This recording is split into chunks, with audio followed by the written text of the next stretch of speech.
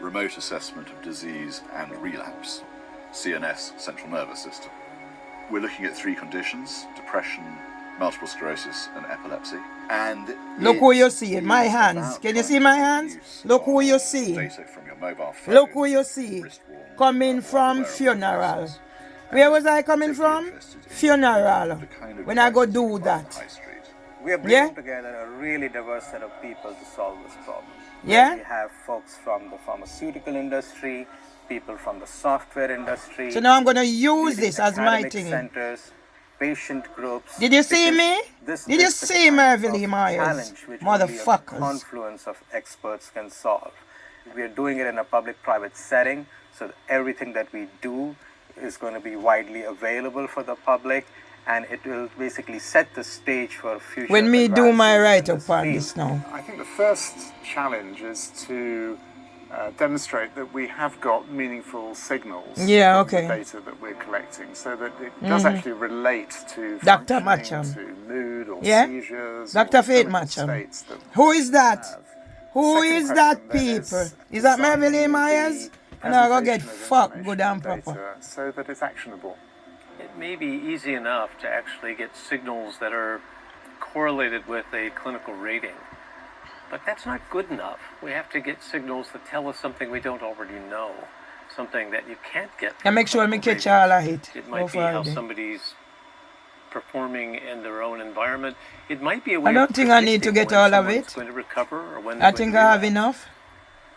That really becomes a game changer if we can get to the point where we can have enough information that tells us what somebody's going to need 3, 5, 7 days from now.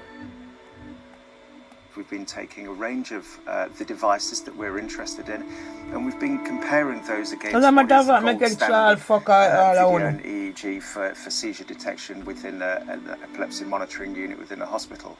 We're looking at that data now, and we're starting to see interesting signals from EDA and activity, which seem to suggest that there is promise in these signals from so isn't that mean, dear? Devices for seizure detection. So we have enrolled approximately 100 patients so far, and we have captured quite a lot of seizures. It will be important to find an objective way to tell that a seizure is occurring. So we cannot only rely on subjective reporting on patients' memory. Up till now, one of the biggest things with the stigma of epilepsy is that people don't know when their next seizure is going to take place. Lots of people don't get warnings at all. Some people find it extremely embarrassing as a condition. If the app could actually improve the chances of being able to predict when seizures take place, that would be an incredible advantage for people with epilepsy. It's really important to involve patients in this sort of research. No fucking because we need to know right from the get-go. How much black, you see now black professor did they are researcher? So that no, me not see none, me see Asian and me see white. We're halfway through the project already, and they're still making really dramatic changes to the way that we're following through with the studies. People want to become more aware of their own patterns of behavior. Okay. Because that is where they actually can okay. Own pattern. Yeah, it's a good thing I come now. Oh my God, there I am. Multiple is the most frequent neurological disorder cause of disability in young persons. I'm still there. I'm gonna watch till the end. See how much time I come up in there. Wicked. What happens to the patient. So if we have the possibility to have an objective evaluation of what is happening to the patient, it will give us a lot of possibilities to document and then to understand. I see my consultant normally once a year if you're lucky, and I'm supposed to give feedback on what's happened throughout the year and taking into account that I know break me down and break me down. I know me not have GP. You know, how are you supposed to remember to tell your consultant about certain things? When you're a doctor in a clinic, or you're a researcher seeing a participant in a research study, you get these sort of snapshots of their clinical state. What could be game-changing if this actually works is that you are able to provide, the patient and the doctor together can sort of see the data.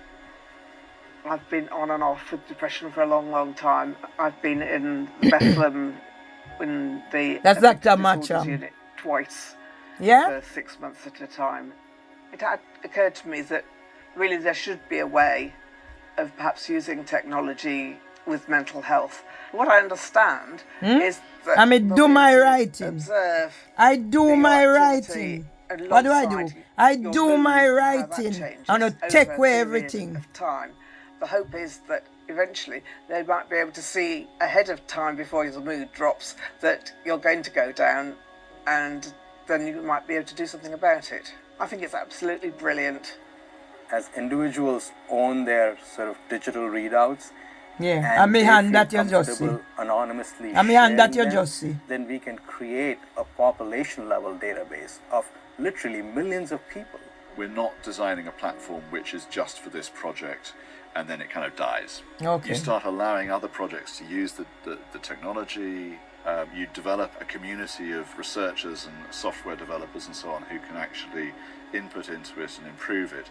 We want to be able to take this from a kind of a nice research question impacting the real world. We believe that in 5 years, when RadarCN is said and done, we would have essentially created one giant exemplar of what these kind of technologies can do for patients and for physicians. And me The write example my that this things. project sets Me write will my be things just and as me must valuable remove as it. the actual deliverable that comes out of this project. Yeah? So that's me.